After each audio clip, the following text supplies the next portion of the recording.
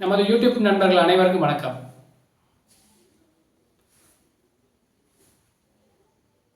அதாவது நம்முடைய சொந்த முயற்சி, சொந்த உழைப்பு, சொந்த ஆர்வம் இல்லாட்டி அந்த வேலை நமக்கு பயன் தருமா? நீங்க எத்தனை கடவுளை வேணாலும் கும்பிடுங்க. உங்களுடைய உழைப்பும், உங்களுடைய முயற்சியும், உங்களுடைய விடாமுயற்சியும், உங்களுடைய அயராத உழைப்பும் இல்லைன்னா வெற்றி என்பது எப்பொழுதுமே கேள்விக்குறிதான். நீங்க உங்களுக்கு பிடிச்ச எந்த கடவுளை வேண்டுமானாலும் நீங்க கும்பிடலாம், வேண்டிக் கொள்ளலாம்.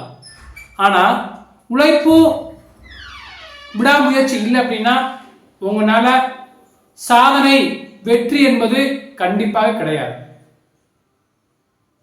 அதை பத்தின வீடியோ தான் நம்ம வீடியோல பார்க்க போறோம். வாங்க வீடியோக்குள்ள போகலாம். தெய்வத்தன் ஆகாதிரனும் முயற்சிதன் மெய்வர்த்த கூலிதன்.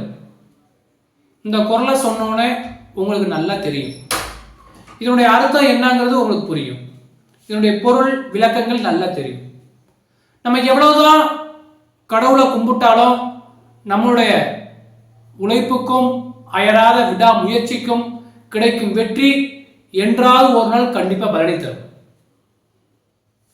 ஒரு அழகான ஒரு குக்கிராமம். அந்த கிராமத்தில் மக்கள் நிறைய விவசாயிகள் இருக்காங்க. மழையை நம்பி இருக்காங்க. ஆனால் மழை வரவே இல்லை. அப்போ அந்த ஊர்ல ஒரு முனிவர் இருக்காரு. முனிவர்கிட்ட போய் கேட்குறாங்க, கடவுளே எங்களுக்கு மழை வேண்டி கொடுங்கன்னு சொல்லி. அப்பா இங்க இருந்த முனிவர் மேகங்களை பார்த்துட்டு, கூட்டங்களை பார்த்துட்டு, மழை வர்றதுக்கான வாய்ப்பு ரொம்ப கம்மி, ஸோ நீங்கள் இந்த ஊரில் பிழைக்க வேண்டாம், வேற எங்கிட்டாவது போயிருங்க அப்படின்னு சொல்லி ஒரு கருத்துக்களை சொல்றாங்க. மக்களுக்கு என்ன கவலைன்னா, சொந்த ஊரை விட்டுட்டு போறோமே அப்படிங்கிற கவலை. ஆனால் போறதுக்கு மனசு இல்லை. அதில் ஒருத்தர் மட்டும், ஒரு விவசாயி மட்டும் டெய்லி போறாரு, உழுகுறாரு, ஏதோ ஒன்று பண்றாரு. மழை இல்லாத நேரங்கள் பயிர் வகைகள் இருக்குல்ல, அதை போட்டு அறுவடை செய்கிறாரு. விடாமுயற்சியை பண்ணிக்கிட்டே இருக்காரு.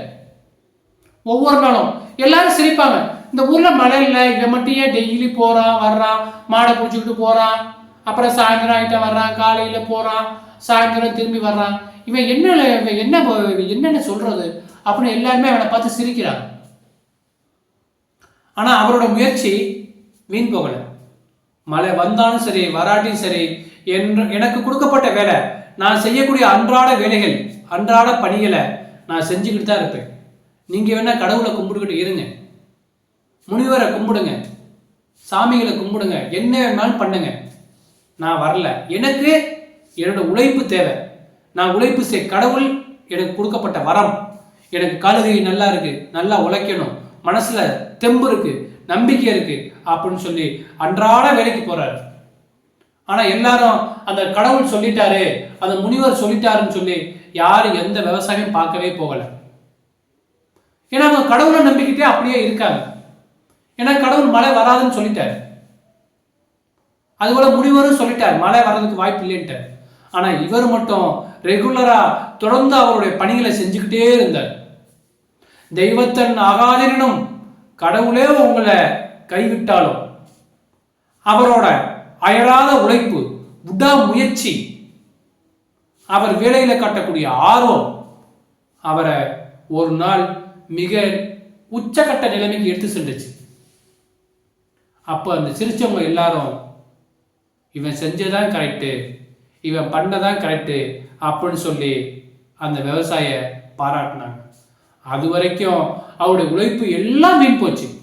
அவங்க கடவுளை நம்பிக்கிட்டு அங்கேயே இருந்து எந்த முயற்சியும் எடுக்காதனால எந்த பிரயோஜனம் இல்லை. ஆனா இவர் கடவுள் பக்கம் ஒரு பக்கம் நம்பிக்கை இருந்தாலும், கடவுள் மேல பயபக்தி இருந்தாலும், இவர் வெளிக்காட்டிக்காம உழைப்பு உழைப்பு உழைப்புன்னு சொல்லி உழைச்சுக்கிட்டே இருந்தாரு. அதற்கான பலன் அந்த அறுவடை நேரங்கள்ல மழையும் சரியான நேரத்தில் பெஞ்சிச்சு. இவரும் சந்தோஷமா இருந்தார். ஸோ இதன் மூலமா நம்ம தெரிஞ்சுக்கக்கூடிய கருத்து என்னன்னா, எவ்வளவுதான் கடவுளை கும்பிட்டாலும் நம்மளுடைய சொந்த முயற்சி அயராத உழைப்பு இல்லை அப்படின்னா எந்த ஒரு வெற்றியும் சாத்தியம் இல்லை அப்படிங்கிறது தான் இந்த வீடியோவோட கருத்து. ஸோ இந்த வீடியோ உங்களுக்கு பிடிச்சிருந்துச்சுன்னா ஷேர் பண்ணி, லைக் பண்ணி, கமெண்ட் பண்ணுங்க. மறந்துடாம சப்ஸ்கிரைப் பண்ணிருங்க. நன்றி. This video sponsored by BuyMode shopping app. BuyMode shopping application is one of the online shopping app